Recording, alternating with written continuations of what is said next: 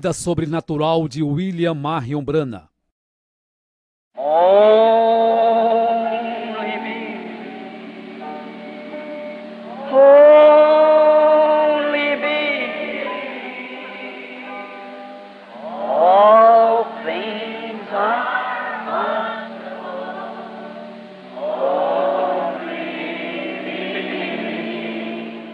A vida, o ministério, o profeta. Esta é uma história que fala de um homem que, acima de tudo e de todos, decidiu seguir as pegadas sangrentas de Cristo, preferindo por um pouco de tempo padecer afrontas, do que, por um pouco de tempo, sentir o gozo do pecado.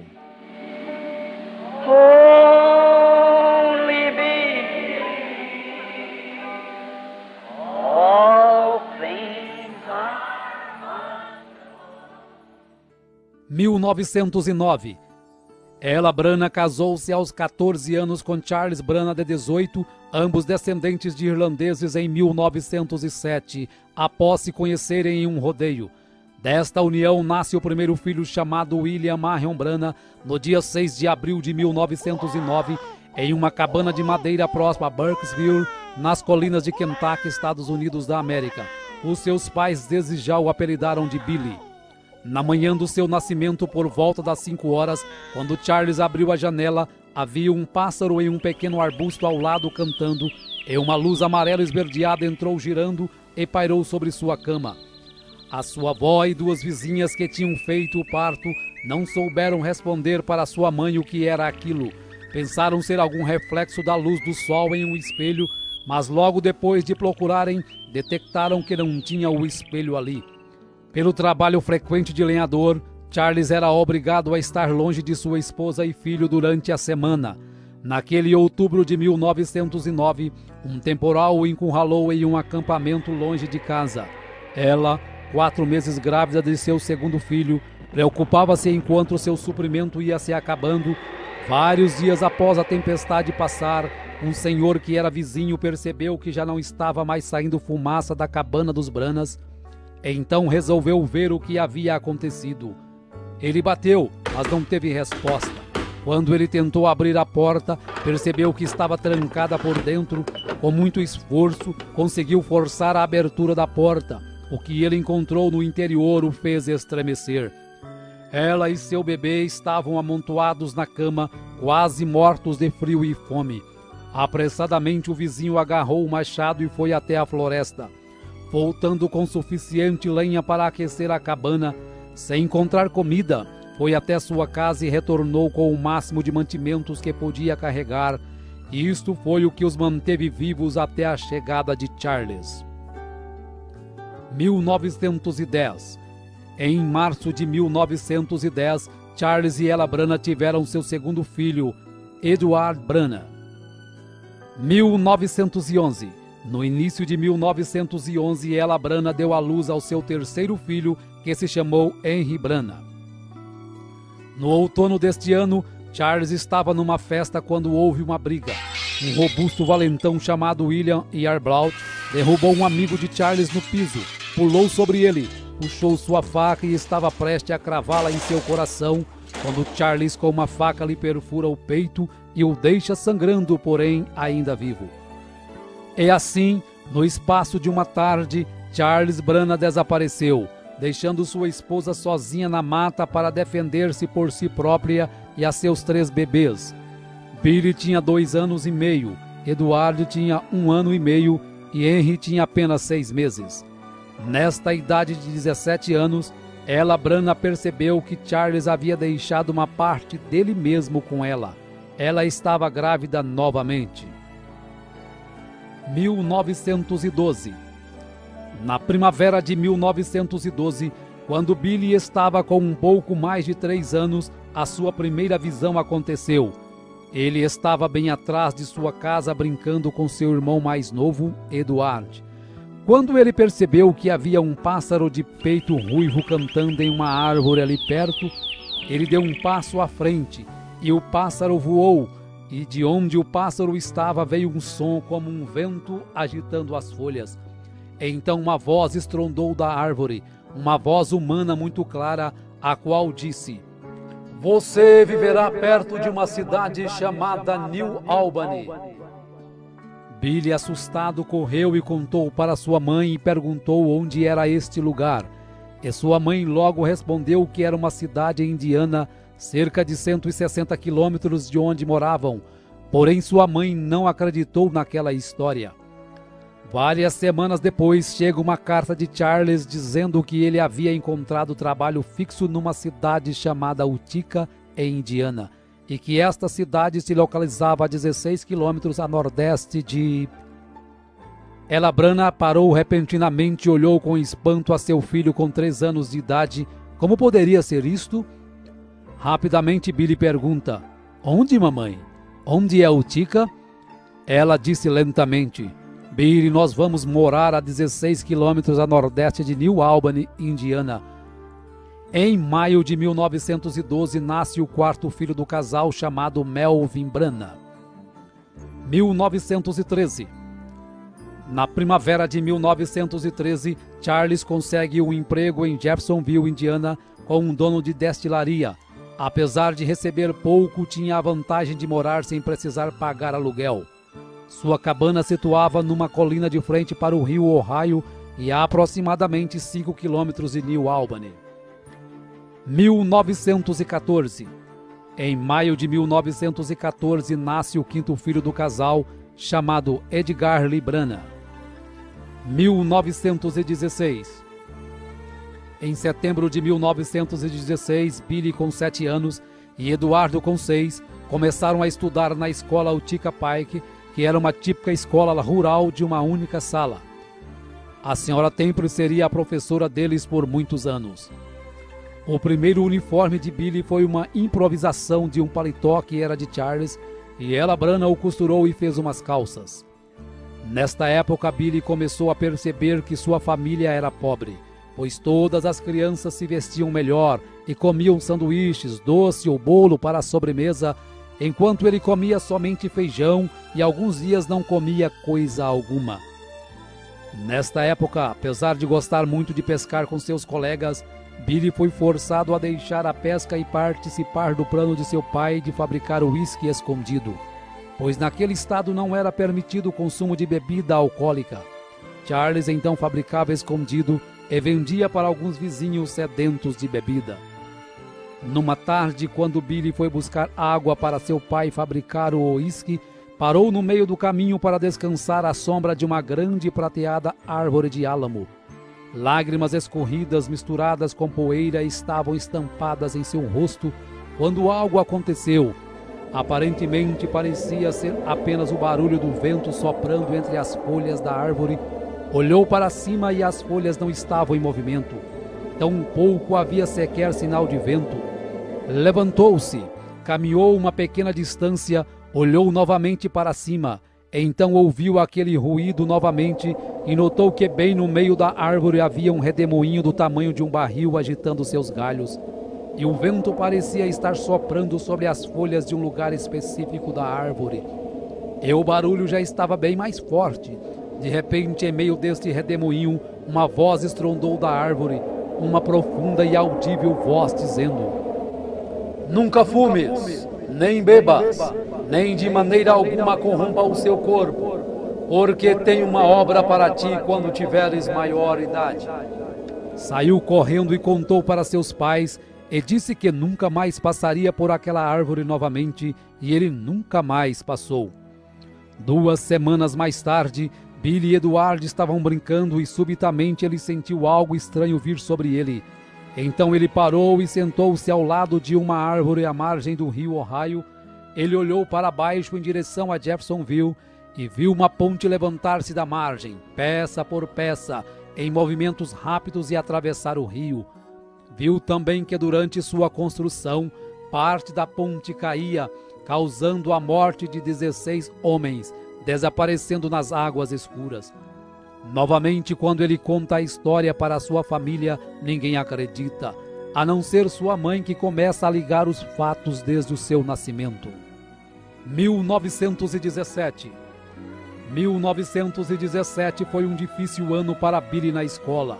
Muito pobre, sem condições de uniforme digno, sem sapatos para usar. Um dia a professora ficou curiosa em saber por que Billy insistia em usar um casaco em um dia tão quente. Como ele não estava com camisa por baixo, disse que estava com frio. Então ela pediu que ele se sentasse próximo à lareira para aquecer, pois só podia estar doente.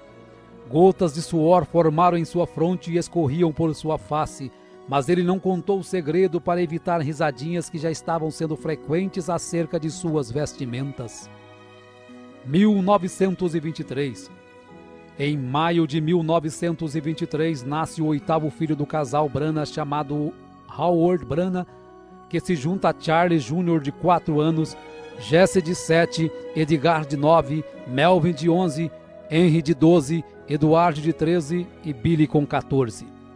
Nesta época, Billy fazia armadilhas para apanhar animais e ajudar a colocar comida em casa, pois para seu pai estava difícil sustentar 8 filhos, principalmente no inverno.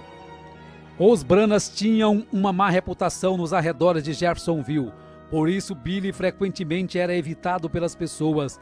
E ele sabia que era porque seu pai e seus tios eram uma turma desagradável de fumantes, mascadores de fumo, que jogavam, bebiam e fabricavam bebidas alcoólicas clandestinamente.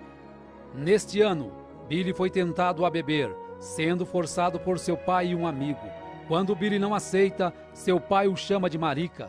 Billy, enfurecido, pegou a garrafa para colocar na boca, quando aquele redemoinho começou a soprar, o fazendo lembrar daquela grande voz. Então jogou a garrafa no chão e saiu correndo e chorando. Na primavera de 1923, Billy caminhava com uma garota para a escola.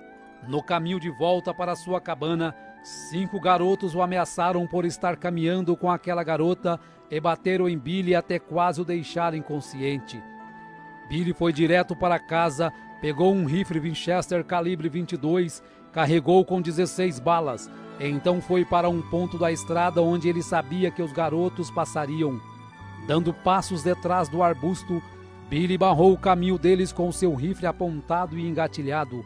Ele disse calmamente: "Qual de vocês quer morrer primeiro?"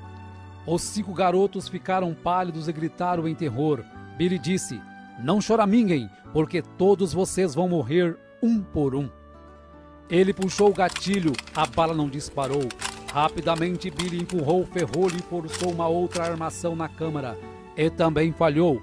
Nesta hora, os 5 garotos já estavam gritando e correndo e pulando atrás de árvores. Billy, com toda a intenção de matá-los, manteve-se puxando o gatilho tão rápido quanto podia fazer a ação, mas cada bala falhou. Os 5 garotos tinham ido longe. Espalhadas no chão ao lado de Billy estavam 16 balas. Ele as pegou, as colocou de volta na arma. Então apontou seu rifle para uma árvore e começou a puxar o gatilho. Desta vez cada uma disparou. Billy permaneceu no meio da estrada fervendo com raiva enquanto lágrimas corriam em sua bochecha inchada. No verão daquele ano, quando terminaram as aulas, Billy foi embora para casa para nunca mais voltar à escola. Numa tarde de outono de 1923, Billy estava caminhando para casa com seu primo Jim Poole, com o qual havia caçado alguns pássaros. De repente, um rifle de Jim disparou acidentalmente, explodindo nas pernas de Billy a queima-roupa. Então Billy caiu prostrado, gritando de dor. Jimmy caiu de joelhos e sussurrou: "Eu sinto muito, Billy." Então ele deu uma boa olhada nas pernas de seu amigo. Jimmy palideceu e disse: "Billy, não se mova, eu irei buscar ajuda." "Não, não me deixe!"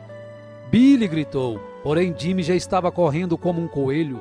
Quando Billy olhou para suas pernas, ele ficou horrorizado ao ver que elas estavam quase partidas ao meio. Ele baixou sua cabeça para trás e tremeu de medo. Então clamou: "Deus, tenha misericórdia de mim!" Rapidamente, Jimmy estava de volta com um vizinho, o qual levou Billy ao hospital memorial do município de Clark. Billy gritava em agonia enquanto as enfermeiras cortavam grandes pedaços de carne com tesouras e limpavam a abertura ferida o melhor que podiam.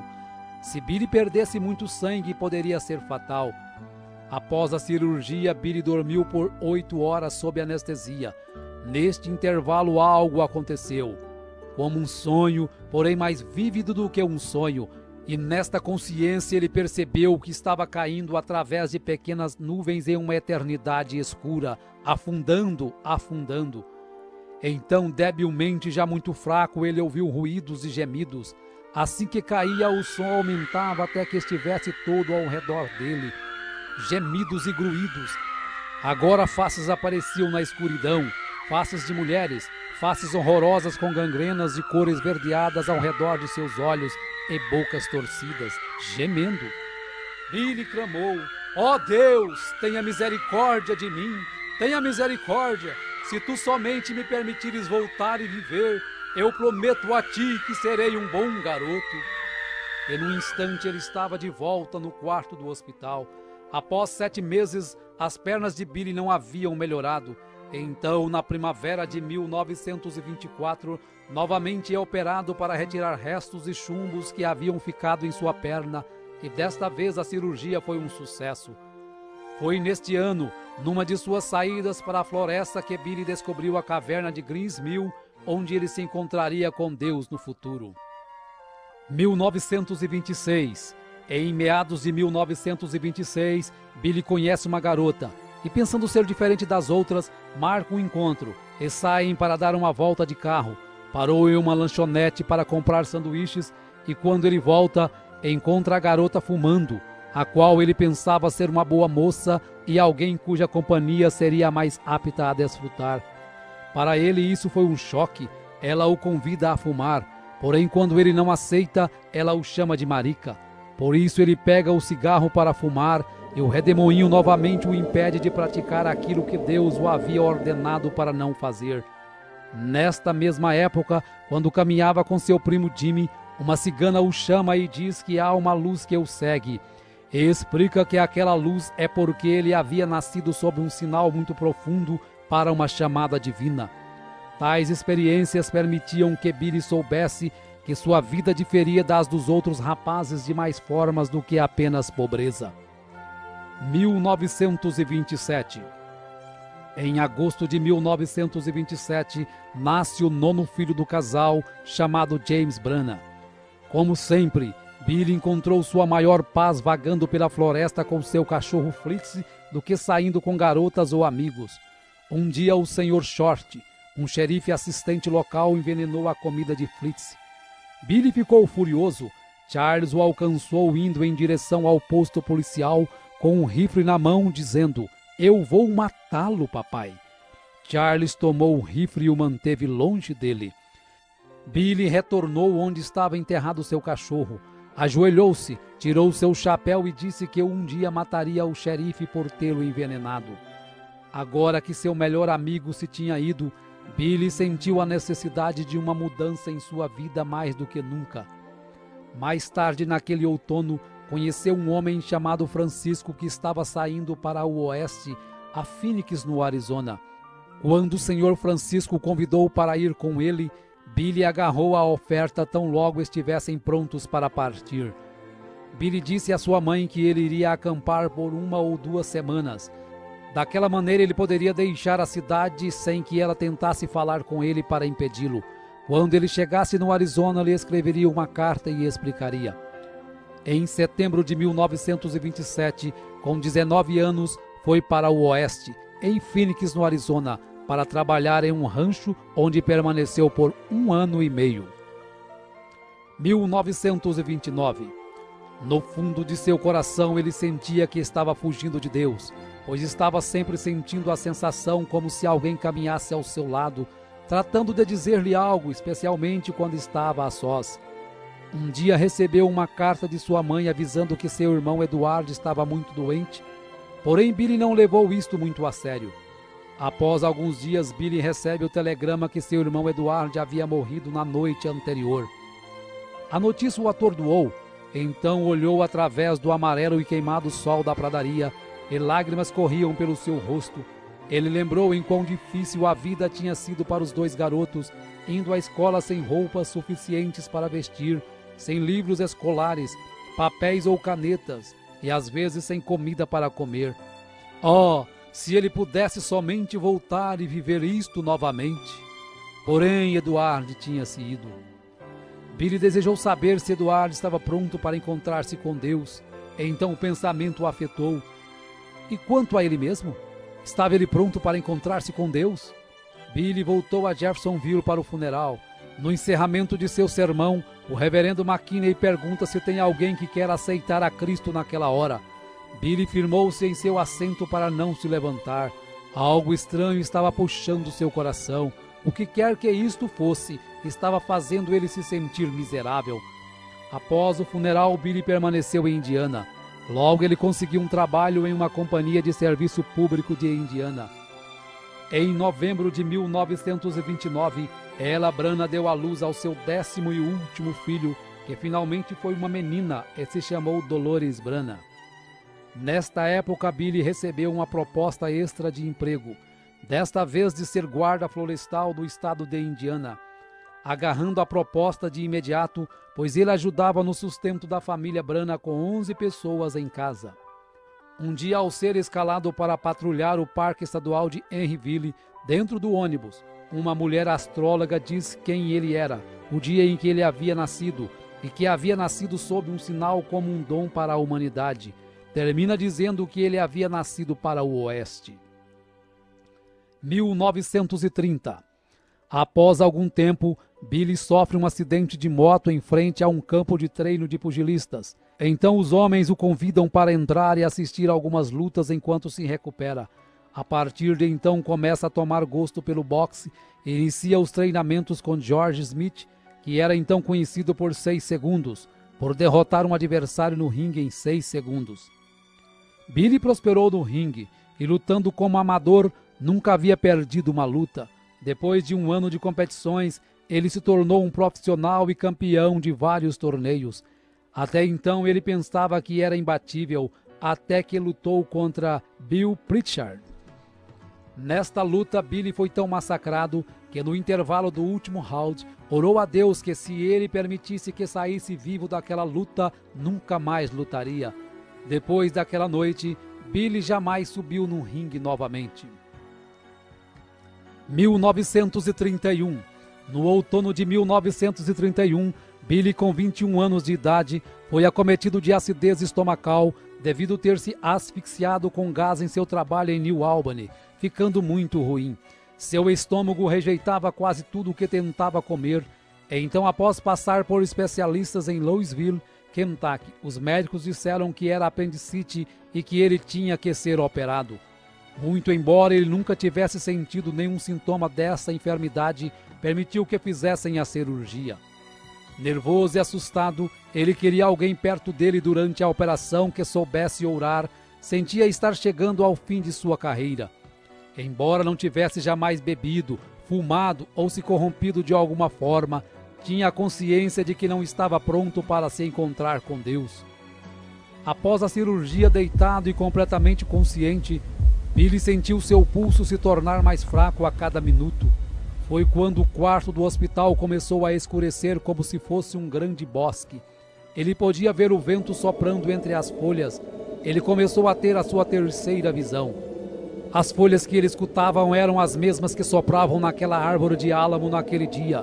Porém, desta vez a voz disse: "Nunca bebas, nem fumes, nem corrompa seu corpo de maneira alguma. Eu tenho te chamado, porém tu não tens me atendido." Estas palavras se repetiram por 3 vezes. E então disse: "Senhor, se és tu, permita-me voltar de novo à terra, e pregarei teu evangelho desde os terraços e esquinas das casas. Eu contarei a todo mundo sobre isto." Quando esta visão passou, ele já se sentia melhor. Durante o inverno de 1931, sua condição continuou piorando. Seu estômago rejeitava quase tudo o que tentava comer. Seus olhos haviam desenvolvido astigmatismo e por isso não conseguia ler sem espessas lentes. Os médicos já haviam concluído que sua condição era sem volta e prescreveu uma rígida dieta. A partir deste momento ele começou a buscar a Deus, começou a ler a Bíblia sistematicamente e quanto mais lia, mais encorajado ficava. Foi de igreja em igreja para ver se alguma fazia chamada de altar como faziam antes e para sua tristeza não encontrou nenhuma. Uma noite sentiu tanta necessidade de Deus e de uma experiência real que foi a um velho celeiro detrás da casa para orar. Logo se colocou de joelho naquela terra fria e úmida e começou a falar com Deus como se estivesse falando com qualquer pessoa. De repente apareceu uma luz âmbar brilhante na cabana e formou uma cruz. E a voz que a cruz falava ele não podia entender.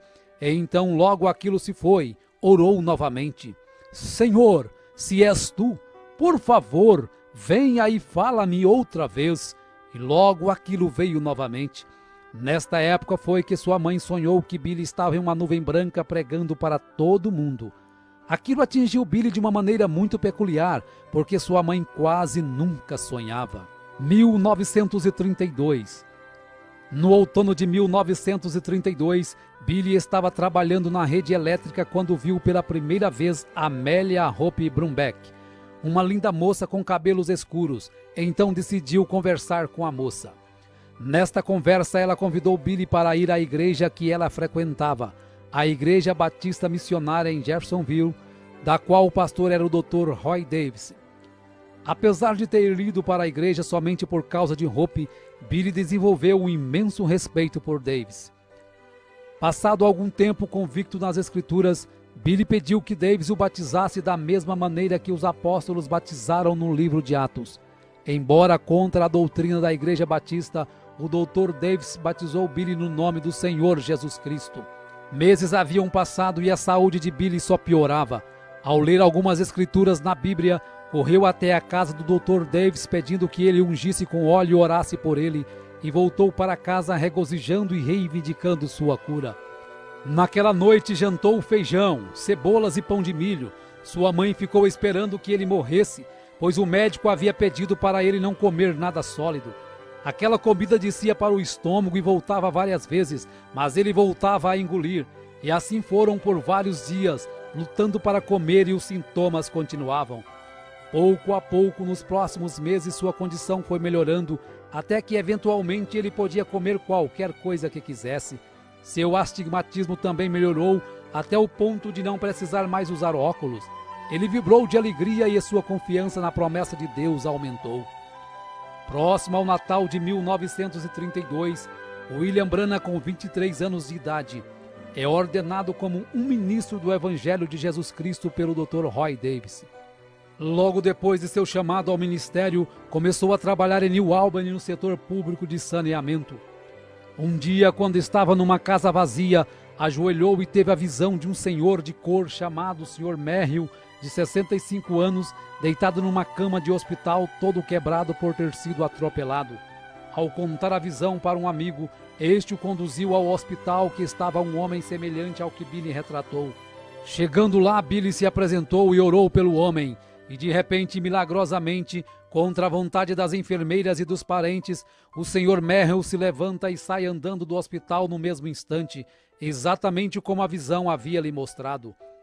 Numa outra visão, Billy viu uma mulher que há 17 anos não podia andar. Então Deus o encaminhou até a casa desta mulher, e quando Billy orou por ela, no mesmo momento ela se levantou de sua cama e andou. Billy foi para casa entusiasmado e contente sobre estas maravilhosas visões que estavam sendo precedidas de tais milagres. 1933. Durante 24 anos, Billy havia vagado sem objetivo algum através de sua própria solidão espiritual. Agora, pela primeira vez na sua vida, estava comendo alimento verdadeiro carregado de nutrição espiritual. No início de 1933, pregou seu primeiro sermão na Igreja Batista. Nesta época, Billy batizou sua mãe com 39 anos em nome do Senhor Jesus Cristo. Uma noite após toda a sua família estar dormindo, Billy saiu para orar e teve a visão de um homem celestial com vestes brancas. Ao contar a visão ao Dr. Davis e ao reverendo McKinney, eles aconselharam que Billy se afastasse disso, pois era obra do inimigo. Porém, Billy continuava tendo as visões e havia tomado com seriedade o novo ministério, pregava em todos os lugares que passava. Uma das primeiras pessoas que guiou a Cristo foi o Sr. Short, o oficial que tinha envenenado Alfred, seu cachorro de caçada. Billy pregou na Igreja Batista por apenas 3 meses. até que um desacordo por não concordar com o Dr. Davis em ordenar mulheres para o púlpito o forçou a se desligar da Igreja Batista. Tão logo alugou um salão maçônico para as reuniões, as pessoas começaram a se converter e já o consideravam como seu pastor. Em junho de 1933, alugou uma tenda de circo para uma campanha de avivamento em Jeffersonville. No domingo antes de começar a campanha, Billy recebe as 7 visões do que aconteceria com o mundo nos próximos anos. Inspirado por estas visões, Billy pregou com grande aflição nas noites da campanha, e isto fez com que cada dia as pessoas lotassem mais a tenda, ao ponto que numa escola dominical, Billy pregou para aproximadamente 1000 pessoas. Ao terminar, fez o apelo para quem queria render sua alma a Cristo e ser batizado. Era 11 de junho de 1933. William Branham deixou a tenda rumo ao rio Ohio com mais de 1000 pessoas o seguindo. Destas, 200 pessoas para serem batizadas. Quando o irmão Branham batizava a 17ª pessoa, uma bola de fogo desceu sobre sua cabeça e dela uma voz familiar saiu. Assim como João Batista foi enviado como precursor da minha primeira vinda, tua mensagem precursará a minha segunda vinda. Margie, uma professora de escola dominical conhecida do irmão Branham, estava por ali em seu bote à margem do rio, usando apenas roupas sumárias. O irmão Branham pediu que ela se retirasse, porém ela começou a ridicularizar o batismo até quando viu a luz celestial e, num desespero, caiu de costas e bateu a cabeça, ficando demente para o resto da vida. Após a campanha, o salão maçônico alugado já não suportava mais a quantidade de pessoas que frequentavam as reuniões. Então o irmão Branham orou até que Deus mostrou para ele um terreno pantanoso na esquina da Rua 8ª com a Rua Penn. Em julho de 1933, os alicerces foram levantados e a pedra angular colocada, juntamente com um tambor, com moedas, lembranças, petições e a folha da Bíblia do irmão Branham em 2 Timóteo 4, de acordo com o que o anjo mandara ler. Em setembro de 1933, é finalizada a construção do tabernáculo Branham. Mesmo tendo sua congregação, o irmão Branham continuou frequentando a Igreja Batista para escutar o Dr. Davis e principalmente para ver Hope. 1934. Após alguns meses de timidez, tentativas e mais tentativas, Billy havia encontrado na sogra uma barreira para o seu casamento. Porém, no Sr. Charles, seu sogro, ele encontrou todo o apoio para realizar o seu sonho de se casar. Billy e Hope, enfim, se tornaram noivos e após alguns meses se casaram no dia 22 de junho de 1934, ele com 25 anos e ela com 21. 1935. No dia 13 de setembro de 1935, nasce o primeiro filho do casal chamado Billy Paul, e em outubro deste mesmo ano se cumpre a primeira das 7 visões, Mussolini invade a Etiópia. Alguns dias depois, o irmão Branham se sente atraído pelos pentecostais ao assistir um de seus cultos. 1936. Em junho de 1936, quando regressava de uma pescaria, ao atravessar o rio Mishawaka, viu uma grande multidão que se reunia para os cultos. Foi aí então o seu primeiro relacionamento com os pentecostais. Eles estavam se reunindo ali para uma convenção. Eram pessoas bem expressivas. Tudo isso era novo para ele, pois não sabia que classe de pessoas era aquela. No culto da noite se apresentou como evangelista William Branham. Quanto mais aquele povo pregava, mais ele sentia que talvez havia algo nisso. Decidiu então ficar para o culto do dia seguinte. No outro dia, ao acabar de chegar, ele é convidado para trazer a mensagem da parte da manhã. Com muita timidez começa a pregar, e quando se vê está no pátio de fora com os pastores o convidando para avivamentos em vários lugares do país, pois estavam todos emocionados com sua mensagem.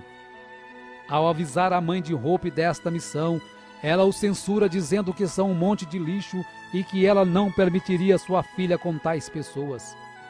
Deste modo, o irmão Branham ignora o primeiro chamado de Deus para um evangelismo a nível nacional para dar ouvidos à sua sogra. Em 27 de outubro de 1936, nasce Sharon Rose, a segunda filha do irmão Branham com Hope.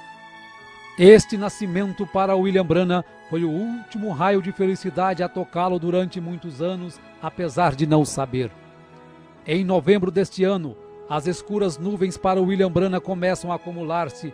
Primeiro morre sua cunhada, em seguida Charles Jr., seu irmão é morto em um acidente automobilístico.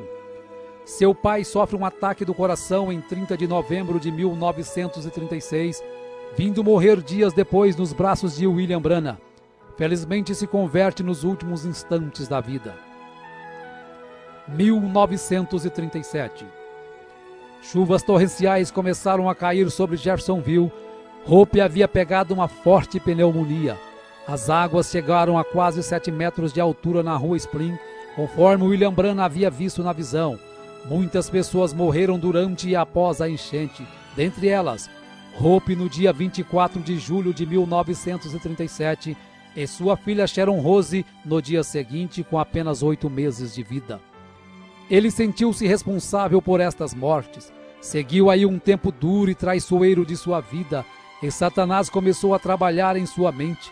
Mas ele soube vencer o inimigo dizendo: Senhor, tu as destes para mim, e tu as tomastes. Bendito seja o nome do Senhor. Se tu tomares a mim, ainda te amarei. A sua viuvez causava-lhe grande sofrimento. Sentia que a vida não tinha nada a lhe oferecer. Tudo para o qual ele vivia estava no outro lado do mundo. Em casa, estava como sua esposa havia deixado, trazendo-lhe sempre a lembrança dela. Porém, ele reconheceu que foi a vontade de Deus, pois ele tinha um plano em sua vida, e todos esses sofrimentos e tragédias pela qual ele passou, foi um propósito de Deus de lhe trazer ao lugar onde ele pudesse usá-lo. Tamanho foi o seu sofrimento e a saudade que um dia não pôde suportar.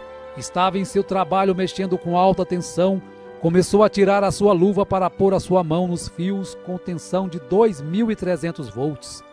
Mas a misericórdia de Deus o livrou, e quando acordou, estava sentado no chão ao lado do poste com suas mãos levantadas. Ele mesmo disse que Deus estava protegendo o seu dom e não a ele. Em um outro dia desses estava tão deprimido que tirou um revólver e disse: Senhor, eu não posso aguentar mais. E orando o Pai Nosso, pôs um revólver na sua cabeça e apertou o gatilho o mais que podia, porém a arma não disparava. Finalmente, quando ele lançou a um lado a arma, ela disparou furando a parede e disse: Senhor, o que fiz? Tu nem sequer me deixas morrer. Ajoelhou-se e disse: Senhor, se tu não me ajudares, não sei o que farei. Estás me partindo em pedaços. De repente caiu num profundo sono onde teve a visão da sexta dimensão, onde ele viu sua pequena Sharon, já uma bela jovem com mais ou menos 18 anos, e sua esposa Hope em seu palácio. E quando ele se aproximou, ela lhe mostrou a cadeira que ele não pôde pagar e os credores haviam lhe tirado lá na terra. Então ela disse que esta estava paga. A visão terminou quando Hope o pediu para não se preocupar, pois ela e Sharon estavam melhores do que ele. O rio Ohio efetivamente tinha medido aproximadamente 7 metros por cima da rua Spring durante a inundação de 1937. Exatamente como o anjo lhe tinha mostrado que seria, o tabernáculo Branham, o qual não estava longe, também tinha recebido um batismo. Quando as águas baixaram, todos os móveis do tabernáculo estavam virados para cima, a não ser o púlpito, que se posicionou de volta no lugar exato em que estava, na posição vertical e voltado para a congregação. A noite anterior à inundação, Billy tinha deixado sua Bíblia aberta na parte superior do púlpito. Quando ele finalmente conseguiu retornar para inspecionar o dano, descobriu que sua Bíblia estava exatamente onde a tinha deixado, ainda aberta na mesma página. Billy tomou isto como um sinal de Deus. Embora as circunstâncias externas de sua vida estavam em desordem, a palavra de Deus que ele pregava permanecia sempre fiel e estável. 1939. Em 1º de setembro de 1939, se cumpre a segunda das 7 visões que William Branham havia recebido em 1933.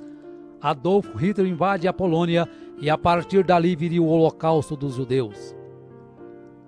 1940, um ano de muitas visões e milagres.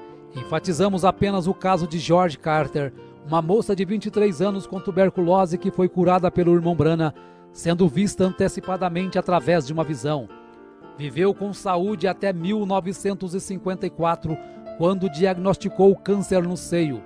Novamente o irmão Branham ora e ela é curada, recebendo mais 44 anos de vida, morrendo em 1998 com 84 anos de idade. 1941. Durante os 5 anos após a morte de Hope, Meda Bloy cuidara de Billy Paul para William Branham. O irmão Branham ainda tentou fazer com que ela deixasse este serviço, pois ela estava em boa idade para se casar, e ele pensava que estava apenas ocupando seu tempo. Porém, Meda se entristeceu com este pedido e chorou durante dias, pois ela se sentiu muito bem naquele lugar e no que fazia. Após uma festa de aniversário que Meda havia feito para Billy Paul em 13 de setembro de 1941, durante uma noite, o anjo, ao acordar William Branham, o ordena a se casar com Meda no dia 23 do próximo mês, dizendo até o horário da cerimônia. William Branham e Meda Bloy se unem em matrimônio no dia 23 de outubro de 1941, conforme a ordenação do anjo. E como lua de mel, Billy, Meda e Billy Paul vão para as montanhas Hurricane, próxima à fronteira do Canadá, onde ocorre o incidente da sua perda em meio à tempestade, conforme narrado por ele na mensagem Um Guia.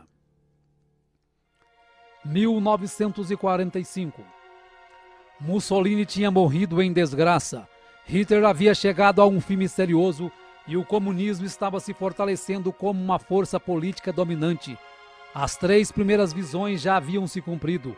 Agora William Branham se sentia mais otimista acerca de seu ministério, pois Deus cumpria cada visão que ele dava.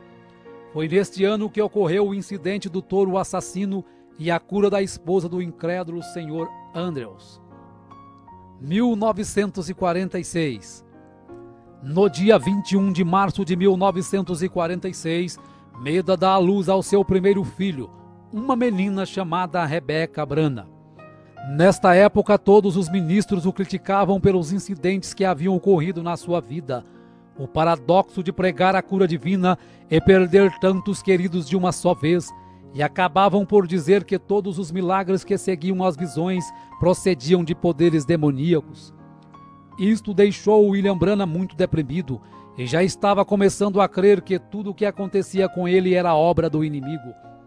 7 de maio de 1946, um dia que marcaria William Branham para o resto da vida. Em meio a um grande desespero, William Branham deixa $17 para Meda se sustentar e vai para a caverna Greensmill, o lugar onde ele fazia contato direto com Deus, e diz para Meda que não voltaria enquanto Deus não o tirasse desta opressão. Após muito clamar a Deus, um anjo lhe aparece e o comissiona dizendo que Deus irá enviá-lo para levar ao mundo um dom de cura. Para que as pessoas pudessem crer nele, era necessário que ele fosse apenas humilde e sincero, e seria-lhe dado 2 sinais como foi dado a Moisés. O primeiro seria que, ao pegar na mão direita do enfermo com a sua mão esquerda, poderia detectar a presença de alguma enfermidade. E o segundo seria que, por meio de uma visão, ele diria até os mais profundos pensamentos e intenções dos corações. Assim sendo, todos terão que crer. Em seguida, o anjo lhe mostra através das Escrituras que Jesus em seu ministério discernia os pensamentos e intenções dos corações e curava os enfermos. Enquanto isso, os homens religiosos chamavam isso de obra de demônios e chamavam-no de Beelzebu. Quando o anjo se foi, o irmão Branham retornou para casa convicto de seu ministério. Em um domingo, quando entrou à sua igreja, ouviu aos irmãos cantando "Somente Crer". Quando sentiu a presença do anjo se aproximar, percebeu que este estava destinado a ser o seu hino tema. Passado alguns dias, William Branham procura o Dr. Roy Davis para contar acerca da sua comissão, e novamente o Dr. Davis diz que ele está apenas cansado e que foi apenas um sonho. Mesmo com a falta de incentivo, o irmão Branham estava determinado a seguir a comissão do anjo. Neste ano ele começa a exercer os sinais que a ele foi dado pelo anjo. pessoas começam a procurá-lo para serem curadas. Através do primeiro sinal, do pegar na mão direita da pessoa enferma, curas e milagres começaram a acontecer. Um dia, o pai de uma criança curada por William Branham o convida para uma semana de avivamento e cura em St. Louis. E durante as reuniões em St. Louis, o irmão Branham fazia a chamada de altar para as pessoas que estivessem enfermas recebessem a oração da cura. No término da semana, os ministros de St. Louis estavam perplexos ao verem tantos prisioneiros serem libertos, câncer desaparecer, tuberculose sumir, surdos ouvirem, cegos verem, aleijados andarem, e por isso pediu para que o irmão Branham ficasse mais uma semana. Após 11 dias de cultos, o irmão Branham teria tocado e orado por mais de 1000 pessoas. Fisicamente o irmão Branham estava esgotado, porém realizado por ter feito o que Deus lhe pedira, se dedicar por tempo integral ao ministério. Não muito tempo depois de chegar de St. Louis, um telegrama chegou do reverendo Adams de Arkansas, o convidando para uma campanha de cura por uma semana na sua cidade. Em agosto de 1946, William Branham estava em Camden, Arkansas, em um ginásio escolar. Na primeira noite, a coluna de fogo desceu sobre o irmão Branham no ginásio, operando curas, fazendo pessoas correrem, gritarem, desmaiarem. Um fotógrafo capta o momento em que a coluna estava sobre a cabeça do irmão Branham.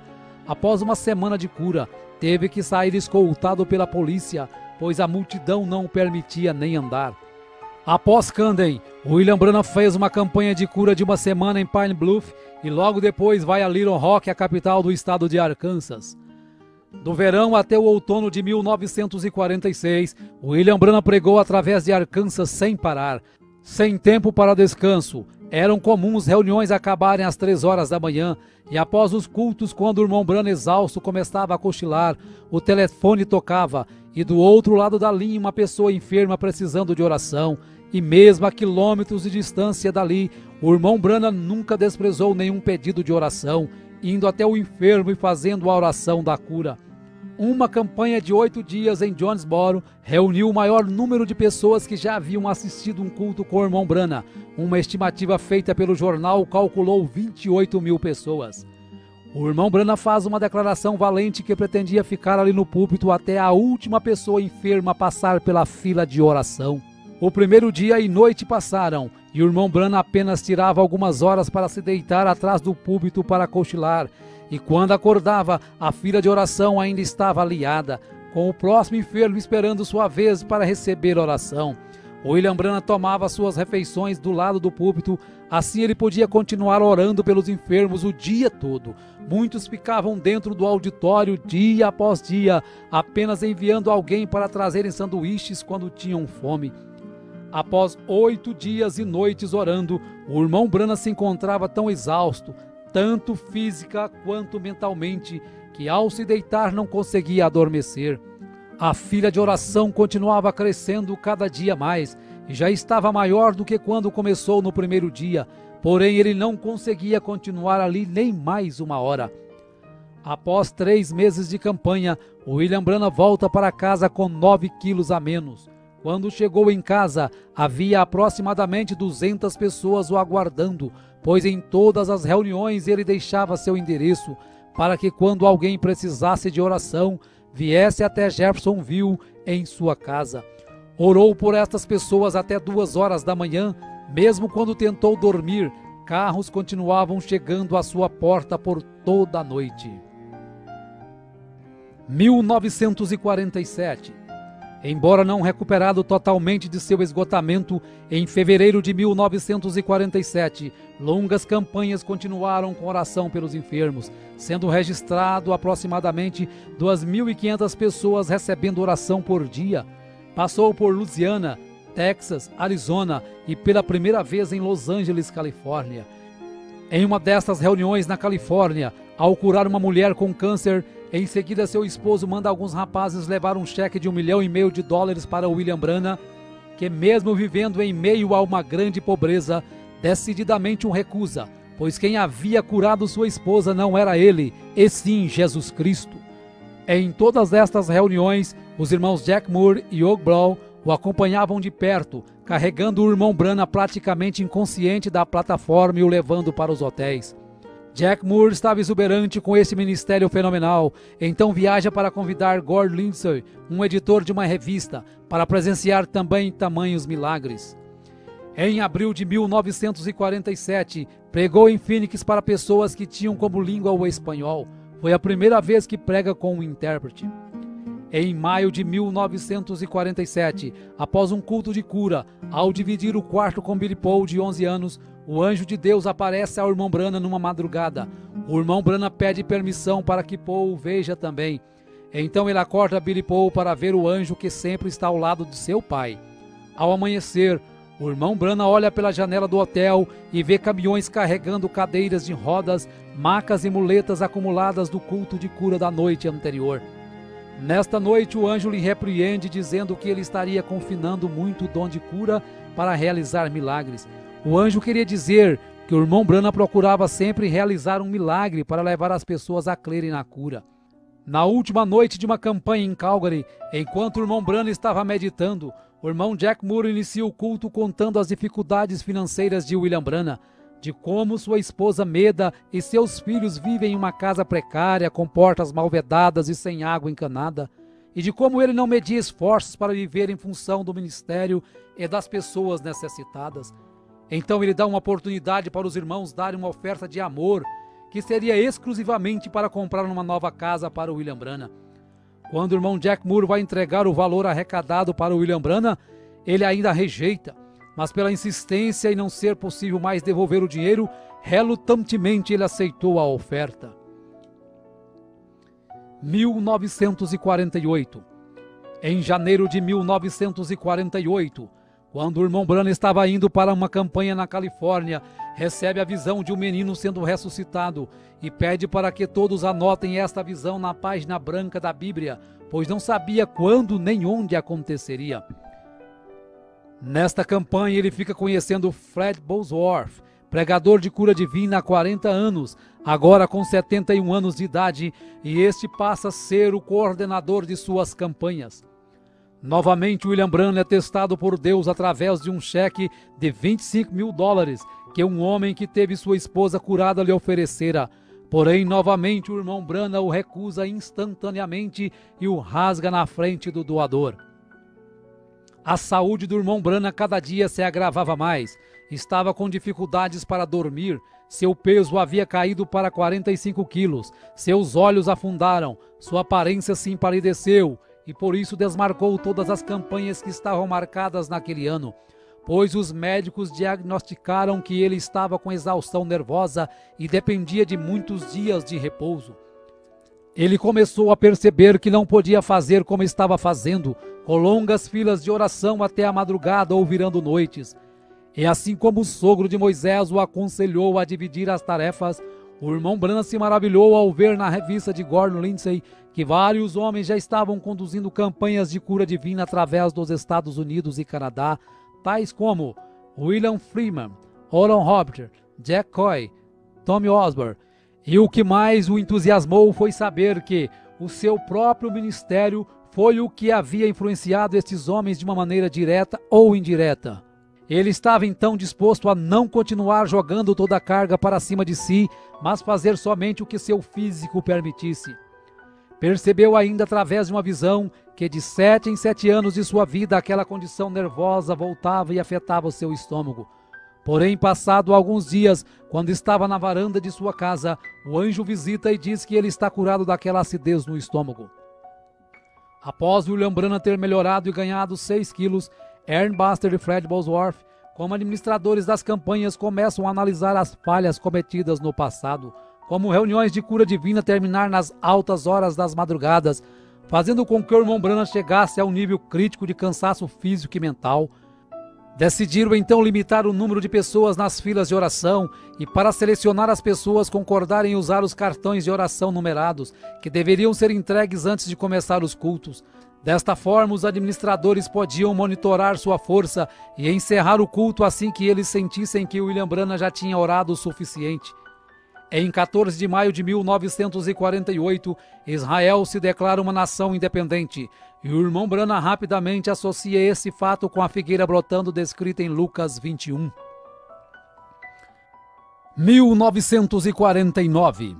No dia 24 de julho de 1949, o curso da história cristã para William Branham mudaria para sempre. Quando estava pregando para 10.000 pessoas, ele tinha chamado a fila de oração, enquanto os oficiais reuniam 15 pessoas em ordem numérica.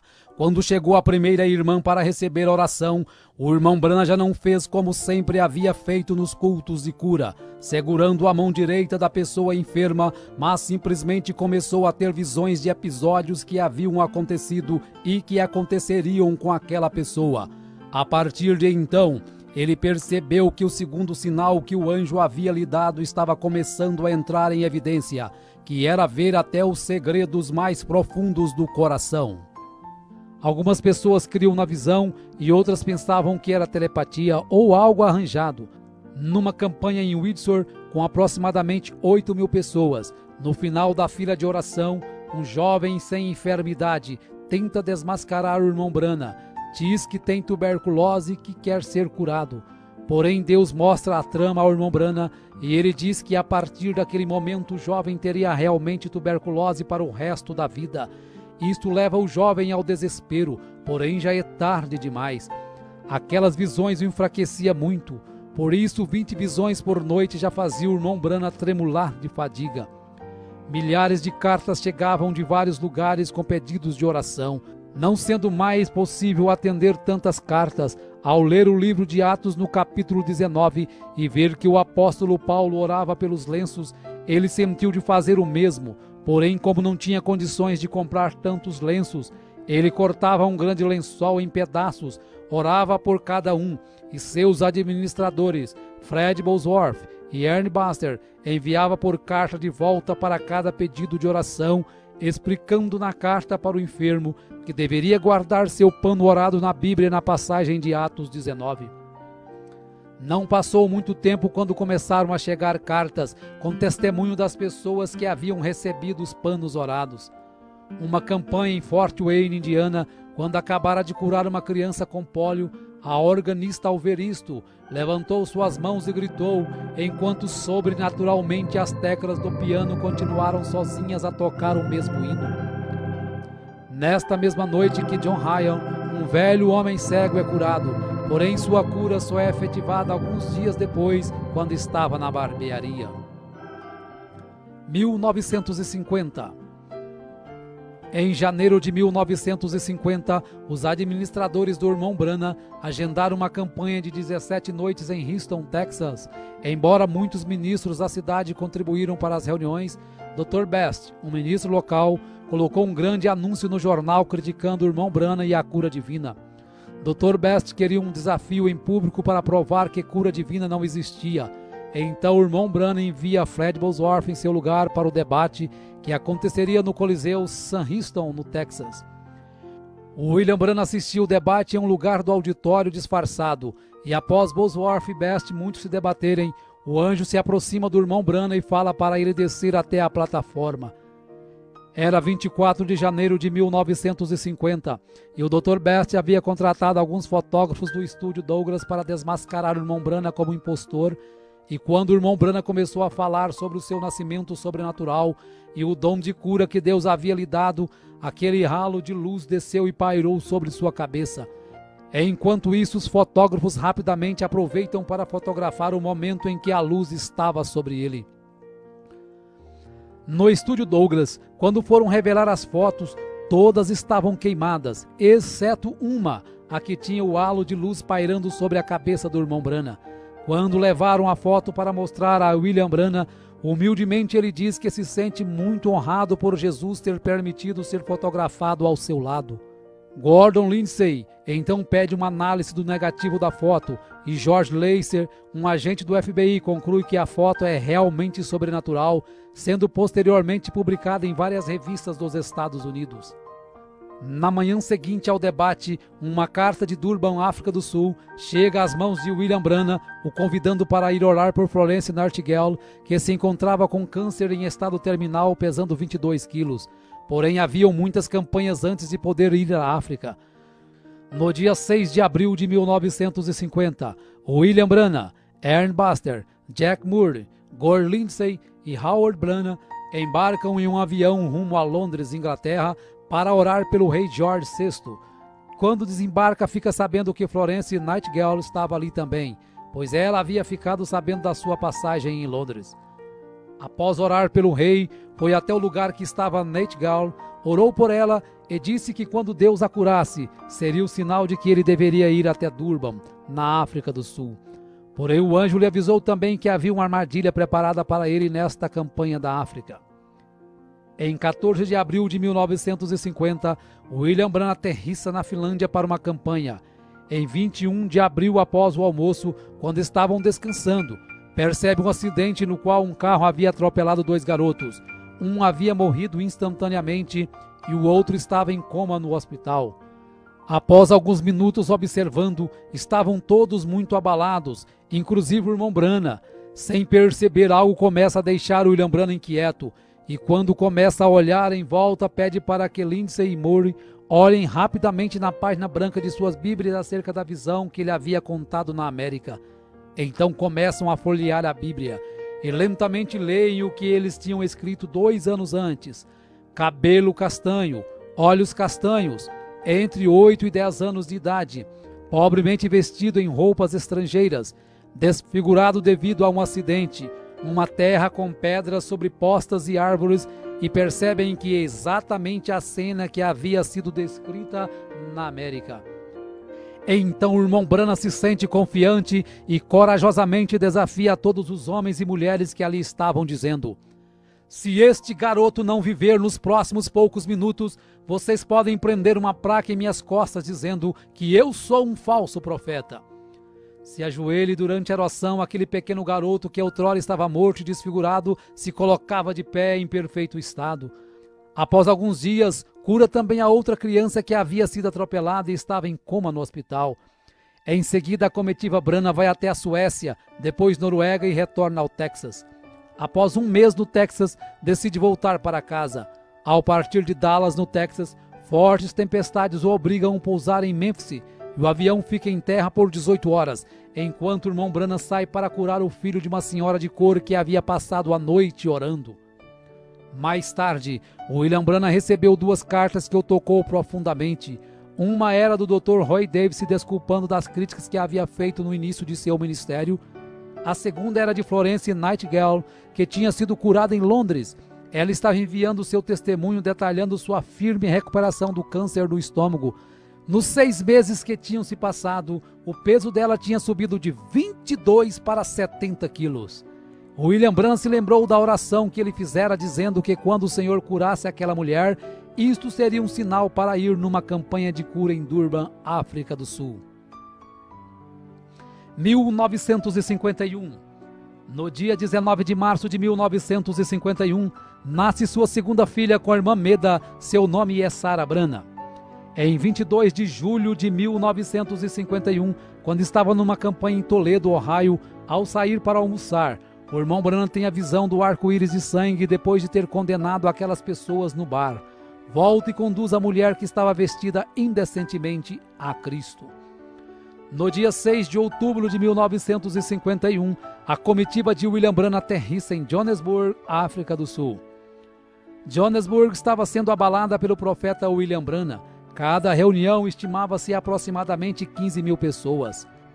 Quando Ernest Baxter o avisou que estariam partindo para outras cidades do sul, o anjo mostra ao irmão Branham que ele não deveria ir embora de Johannesburg agora. Deveria ficar em Johannesburg por mais 2 semanas e logo depois, mais 10 dias numa caçada com Sidney Jackson, um homem que ele conheceria dias depois. Após isto, deveria ir direto a Durban e ficar o tempo que Deus quisesse que ele ficasse. Foram muitas horas de discussão para tentar convencer os coordenadores da campanha acerca do que Deus havia lhe dito, porém de nada adiantou, pois o comitê organizador já havia gastado muito dinheiro nos anúncios e estavam dispostos a continuar um roteiro independente do que o irmão Branham dissesse. O irmão Branham então foi orar a Deus, e quando estava orando à noite em seu quarto, recebe a visita do anjo que diz para ele ir para as cidades do sul com os coordenadores, conforme eles tinham programado. Porém, esta era uma vontade permissiva de Deus, e ele sofreria muito por isto. Nesta hora, William Branham recorda da visão quando o anjo lhe fala da armadilha que estava preparada para ele na África. Após vários dias de campanha por várias cidades, a comitiva chega a Durban em 20 de novembro de 1951. O abdômen de William Branham doía muito e logo ele percebeu que era por sua desobediência. Os cultos seriam realizados no hipódromo Greyville e os sermões seriam pregados com auxílio de 15 intérpretes. Na primeira noite, o irmão Branham nota a grande quantidade de raças e o administrador lhe explica que Durban era a única cidade que o governo permitia colocar todos no mesmo lugar. Então o irmão Branham entendeu o porquê Deus queria que ele fosse direto para Durban. O profeta continua sentindo fortes dores no abdômen, mesmo quando estava orando e os enfermos sendo curados. Ele pedia para ser curado também, mas não era respondido, e se viu merecedor daquela rejeição pela desobediência. Em um momento chegou a ser tirado da plataforma chorando de dor. Todos os recordes de frequência estavam sendo quebrados naquelas reuniões. No culto de domingo à noite, estimou-se aproximadamente 50 mil pessoas. Foram tantas curas e libertações que quando o prefeito da cidade chamou o irmão Branham na janela do hotel, ele ficou atônito vendo 7 caminhões de gado abarrotados de cadeiras de rodas, muletas, macas e aparelhos, sendo seguidos por uma multidão de nativos de todas as tribos, ombro a ombro, sem inimizade, cantando somente crer, tudo é possível, somente crer. Durante 10 semanas na África, a comitiva William Branham tinha conduzido 120 cultos em 11 cidades, com a frequência de 500 mil pessoas e 10 mil pessoas sendo conduzidas a Cristo pelo batismo. Tudo isso exigiu que o irmão Fred Bosworth continuasse na África por mais um mês para ajudar aos ministros locais a estabelecerem os novos convertidos a Cristo. 1952. O irmão Branham estava vivendo semanas em um estado miserável com muita dor. Recebe o diagnóstico de uma amebíase invasiva, que era a terceira pior enfermidade que existia. No final de fevereiro de 1952, ele retorna ao médico, que diz que o seu estado está cada vez pior e que se as amebas caírem em sua circulação sanguínea e chegar ao seu cérebro ou seu coração, ele viveria apenas mais 10 horas. Às 3 horas da manhã, o anjo acorda e lhe diz que ele está curado daquelas amebas, pois o preço da vontade permissiva já havia sido pago. O irmão Branham retorna às suas campanhas em 13 de julho de 1952, com 8 dias de cultos em Hammond, Indiana. Em agosto inicia a campanha em Battle Creek, Michigan. Durante esta campanha, o anjo do Senhor se aproxima de William Branham e diz: encerre as reuniões em Battle Creek e vira a Minneapolis imediatamente. Mais uma vez o irmão Branham teria que sair de um compromisso para cumprir a vontade perfeita de Deus. Só que dessa vez ele não desobedeceu a Deus, passando no teste que Deus lhe dera, mostrando o que aprendera com o acontecido na África. 1953.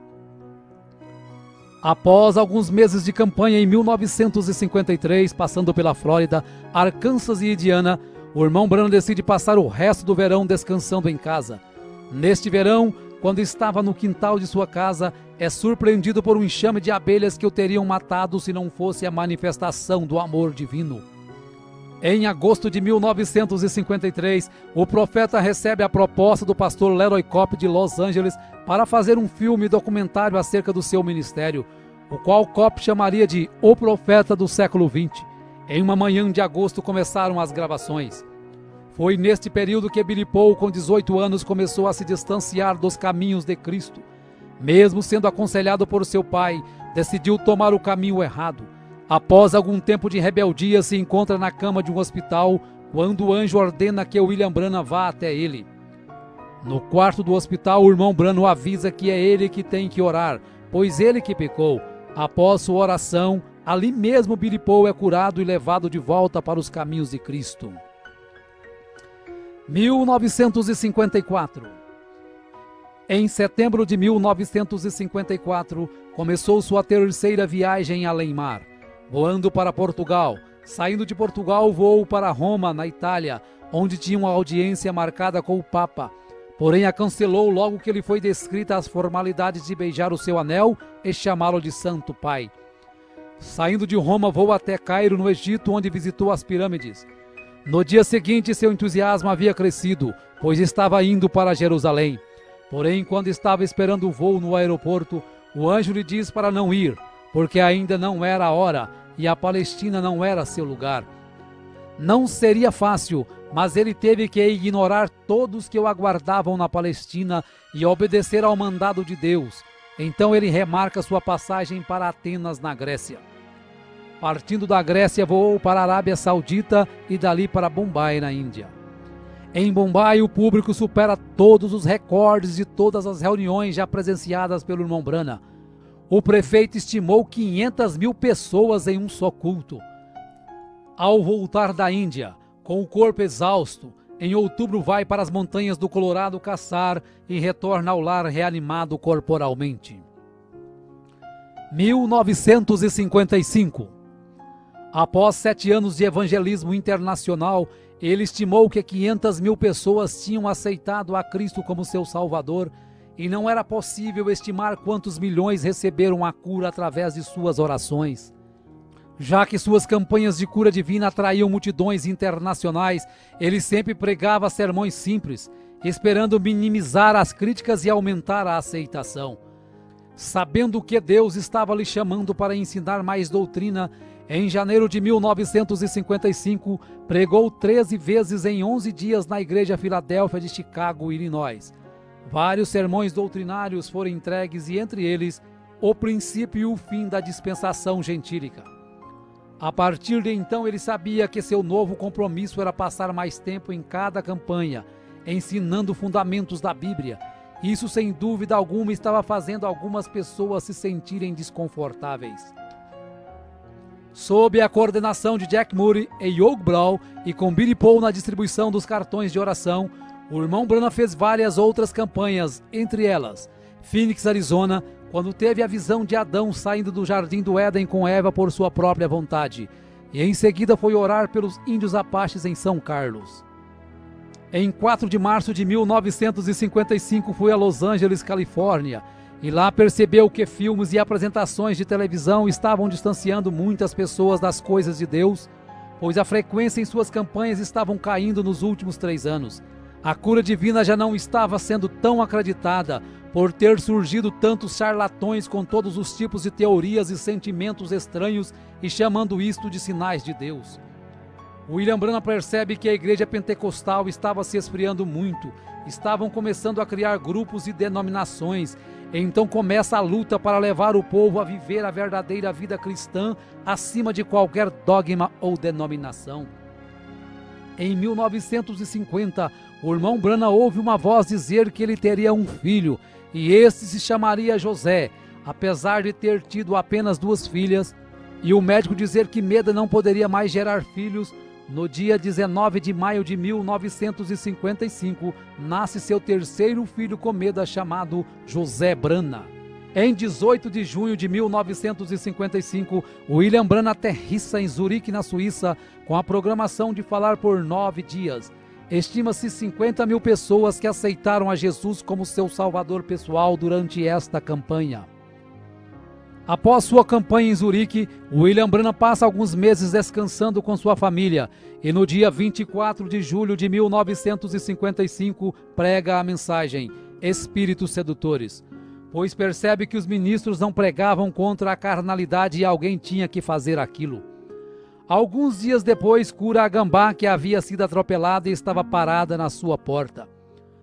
A convite de um pastor, em 11 de abril de 1955, William Branham e seus coordenadores voam para uma campanha em Karlsruhe, na Alemanha, e em seguida vão para Lausanne, na Suíça. No final da campanha, 40 ministros se ajuntaram para uma entrevista com William Branham no saguão do hotel. Após algumas perguntas, os fotógrafos que estavam presentes, ao perceberem o halo de luz sobre a cabeça do irmão Branham, tiram 4 fotos sequenciais, sem a ajuda do flash, mostrando claramente a mesma coluna de fogo que guiou o povo de Israel na saída do Egito. Após a última campanha do ano em San Fernando, na Califórnia, uma visão mudaria o curso do seu ministério. O anjo aparece e lhe fala de como ele deveria ganhar as almas para Cristo e lhe mostra as 3 puxadas. A primeira foi quando ele tomou as pessoas pela mão e pôde sentir as vibrações de suas enfermidades. A segunda foi o discernimento que lhe permite saber os segredos dos corações. E a terceira será algo mais reservado, não será um show público. Esta visão o deixa muito inquieto e preocupado, pois ainda não sabia o que seria a terceira puxada. 1956. No dia 16 de março de 1956, William Branham, acompanhado de Billy Paul e seus administradores atuais, Jack Murray e Young Brown, Miner Arganbright, voam para a cidade de Tacubaya, no México. 25 mil pessoas lotavam o estádio de futebol em um dia chuvoso, quando uma mãe mexicana com um filho morto nos braços, desesperada, força todas as barreiras humanas para conseguir chegar à plataforma. O irmão Branham ainda tentou colocar o irmão Jack Moore para orar pela criança, porém uma visão faz com que ele ore e ressuscite aquele bebê. Neste ano pregou muitas mensagens na América, mostrando vários pontos doutrinários e sempre lutando contra a decadência moral do seu país. 1957. No dia 29 de junho de 1957, estava pescando com os irmãos Buck Woods e Lyle Woods. Ao fisgar um pequeno peixe que havia engolido o anzol e em seguida soltá-lo ao rio já morto, o anjo fala para o irmão Branham ressuscitar o peixinho. Isso foi para mostrar que Deus se interessa também pelas pequenas coisas. Em outubro de 1957, quando estava caçando, chega um recado que seu irmão Howard, que lhe ajudara nas campanhas, acabara de morrer. Após o funeral de Howard, William Branham vai para Lakeport, na Califórnia, para uma curta campanha. Em um de seus sermões, um fotógrafo tira algumas fotos do seu lado, e na sequência das fotos é possível perceber que sua câmera conseguiu captar a nuvem do anjo do lado direito de William Branham. Em novembro de 1957, o evangelista Fred Bosworth, que foi considerado um pai para William Branham, morre com 84 anos de idade. 1959. Na primavera de 1959, o irmão Branham vai ao hospital orar por Linda Kelly, uma irmã que se desviara da igreja e agora estava entregando novamente sua vida a Cristo. Ela é curada de seu problema, porém após um dia ela morre no hospital. Esta notícia atordoou ao irmão Branham e em um momento de fraqueza diz que Deus devia satisfações a ele. Após 4 meses, ele recebe a visão de um piquenique no ano passado, quando Deus poupou a vida de Linda de morrer afogada, por ela não estar com a alma pronta para partir. Por isso Deus concedeu mais um tempo de vida para ela se preparar. Ao receber a visão, William Branham se entristeceu muito por ter cobrado satisfações de Deus. Então vai até a casa da mãe da moça e conta a visão, explicando que havia chegado a hora para Linda partir. Um dos fardos mais pesados na vida de William Branham em 1959 foi a contínua luta com a Receita Federal, acerca de cheques que ele recebia para as campanhas. Por ser tão pressionado, chega a dizer que não está em casa quando seu advogado, o Sr. Orbison, liga para uma conversa. Imediatamente, arrependido do que fez, vai ao escritório do seu advogado e pede perdão, dizendo que mentiu quando pediu para dizer que não estava em casa. Isto elevou ainda mais a estima que o Sr. Orbison tinha por ele, e apesar de se sentir bem melhor, na manhã seguinte vai ao Greens Mill para pedir perdão a Deus. No dia 8 de outubro de 1959, o irmão Branham estava na mata esperando esquilos, pensando acerca de uma escritura que o deixava confuso, que diz: qualquer que disser a este monte, ergue-te daqui e lança-te no mar, e não duvidar, aquilo que pede lhe sucederá. No momento, uma voz explica a escritura e diz para ele pedir o que quiser. William Branham então pede que 3 esquilos avermelhados apareçam em lugares improváveis de estarem. Quando os esquilos aparecem, ele os mata e leva para comer. No dia 11 de novembro de 1959, o irmão Branham e alguns amigos vão à fazenda dos Wrights para buscar o vinho da ceia. Lá encontra Hat Moser com seus filhos, seus pais e sua irmã Edith, que vivia sob uma cadeira de rodas. Ao contar a experiência dos esquilos, Hat Moser crê no que o irmão Branham disse. E nesta hora o anjo diz para o irmão Branham falar para ela pedir o que quiser, que isso será feito. Após alguns instantes, ela ignora qualquer quantia em dinheiro, ignora sua irmã na cadeira de rodas e pede a conversão de seus 2 filhos, que imediatamente se convertem a Cristo e recebem o batismo no nome do Senhor Jesus Cristo. 1960. No dia 8 de maio de 1960, às 7 horas da manhã, quando o irmão Branham ainda estava deitado, o anjo o levou a ver além da cortina do templo. No momento seguinte, ele estava numa planície e milhares de pessoas corriam em sua direção gritando: "Nosso precioso irmão!" Todos pareciam ter não mais de que 20 anos. Ele ficou confuso e o anjo lhe disse que eram seus convertidos na terra. Uma moça o abraça e quando ele diz que não a conhece, o anjo diz que esta era uma senhora de 90 anos que ele havia conduzido a Cristo na terra. Após algum tempo vê Hope, depois o seu cavalo Prince e o seu cachorro Fritz. E o anjo diz que tudo o que ele mais amava na terra estava ali. Quando fica sabendo que ele seria julgado juntamente com seu povo, se entusiasma por saber que o apóstolo Paulo também seria, e tudo que Paulo pregou ele havia pregado. De repente ele estava de volta naquele velho corpo deitado, mas dali em diante sua vida nunca mais seria a mesma. 1963. Em 28 de fevereiro, em Tucson, no Arizona, 7 anjos de Deus em formação de pirâmide compõem uma nuvem sobrenatural. E o irmão Branham, juntamente com o irmão Fred Sotman e o irmão Gene Norman, estavam ali como 3 testemunhas. Diversos observatórios fotografaram a nuvem e a fotografia foi publicada na página 112 da revista Life em 28 de maio de 1963. Em março deste mesmo ano, essa aparição precedeu a abertura dos selos, que ocorreu nos dias 17 a 24 de março de 1963.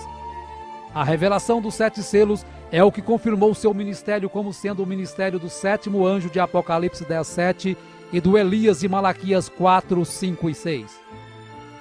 Seu ministério foi marcado por visões, milhares de curas, milagres e maravilhas. Seria impossível estimar a quantidade de pessoas conduzidas a Cristo. Cegos enxergaram, surdos ouviram, câncer caiu na plataforma, tuberculose desaparecia e várias outras enfermidades eram abolidas. O que muito admirou a muitos dos seus coordenadores foi que durante todas suas campanhas nunca precisou pedir dinheiro para custear nenhuma delas, pois ele prometeu a Deus que permaneceria no campo enquanto Deus suprisse suas necessidades. Quando conheceu as mansões que Oral Roberts e T.L. Osborne haviam construído com o dinheiro arrecadado durante as campanhas, se sentiu indigno por ter apenas alguns dólares em sua conta bancária e saber que o ministério destes homens haviam saído do seu ministério. Porém Deus se aproxima e diz ao irmão Branham: "Eu sou a sua porção." 1965. No dia 18 de dezembro de 1965, o irmão Branham estava retornando de Tucson, no Arizona, a Jeffersonville, Indiana, e havia programado ao retornar pregar sobre um tema intitulado A Trilha da Serpente. Na viagem estava Billy Paul com sua esposa Lois, seu filho Paul e José Branham em um carro, e no outro carro logo atrás estavam William Branham com sua esposa Meda e sua filha Sarah. Era aproximadamente 7h30 da noite, quando o carro do irmão Branham colidiu de frente com outro veículo, conduzido por 2 mexicanos embriagados, que estavam dirigindo na contramão e com o farol esquerdo queimado. Quando Billy Paul olhou no retrovisor e percebeu o acidente, volta e encontra morto um dos rapazes mexicanos, e sua família em estado muito grave presa às ferragens. Billy Paul pediu para seu pai falar a palavra e ele sairia daquelas ferragens imediatamente. Porém, o irmão Branham disse que o dom era para ser usado para os outros e não para si mesmo. Tanto que, ao saber que Meda estava morta, colocou a mão sobre ela e a ressuscitou ali mesmo no local. Quando o corpo de William Branham em coma deu entrada no hospital, muitas pessoas que estavam internadas até mesmo na UTI foram curadas instantaneamente. Apesar de todos os esforços, o irmão Branham veio a falecer no hospital 6 dias depois do acidente.